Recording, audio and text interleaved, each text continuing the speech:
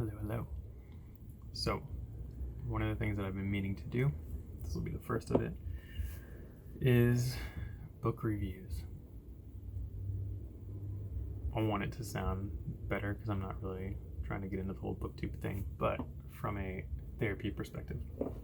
And one of the books that I read back in February, which I've been really wanting to, I think February, maybe sometime before that, to address is, and I don't have it, or I would show it. I have a picture of it on my computer, which is called Rethinking Suicide: Why Prevention Fails and How We Can Do Better by Craig J. Bryan. Phenomenal book. Published, let's see, this says November 1st, 2021. Very, very, very good book. So this video is going to be a very short, quick summary addressing it. I'll do another video, a more long form of just kind of free flow thoughts from the notes that I took from it. But this book is just beautifully set apart from any other book on suicide I've read. And it is from the perspective, as I recall from reading it, he was in the military, became a psychologist, became curious on how suicide functioned in that population, which is a very highly addressed population when we think about suicide. And he just does a very good and brilliant job breaking down the perspective of suicide and how for a lot of people it is an impulsive decision, and how there's not always a lot of contemplation, and how a lot of the typical methods that we in the health and care field have used to predict and prevent is just not very helpful.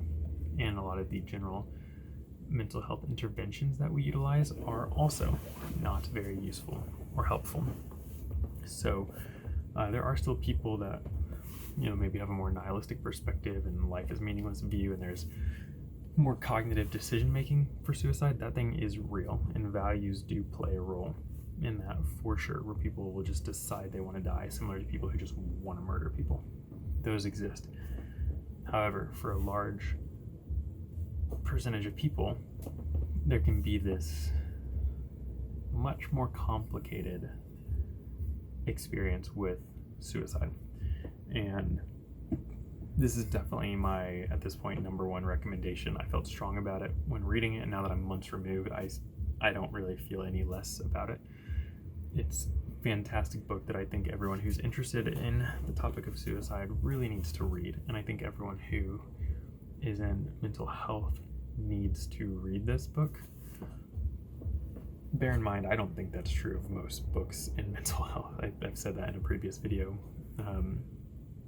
I think most of that stuff is nice for a couple months or a year or two, and then it's outdated. This is good, and this could still get to be outdated as more research comes out, but it's a very strong redirect for viewing suicide. And I think a lot of clinicians view suicide as scary for them as well, because we don't want to be responsible if someone kills themselves, but we're not, and it's so complicated, and the way to address it is very different. And there's a huge bent on this book, surprisingly, towards the benefit of just basic self-care and taking care of yourself. And one of the bigger predictors of suicide, more coming down to dramatic life shifts versus just a tip into negativity or a bump up to positivity, that life changing can be more of an indicator, and the support systems and care that we provide ourselves and utilize can ultimately be a better indicator of the likelihood of someone ending their life. And it is just a fascinating and well done book, and I do think everyone should read it. So I'm probably not going to get into the whatever out of whatever on this. It is well written.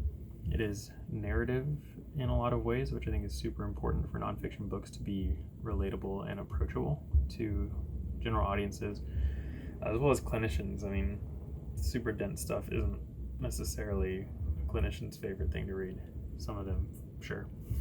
But it is just well structured, easy to read, not too long either. Wouldn't call it a fast read necessarily.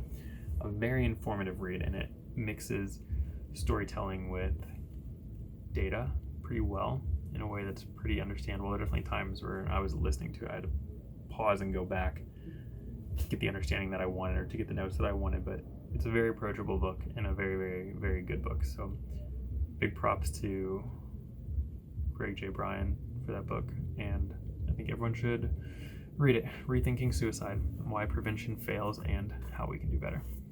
Thanks.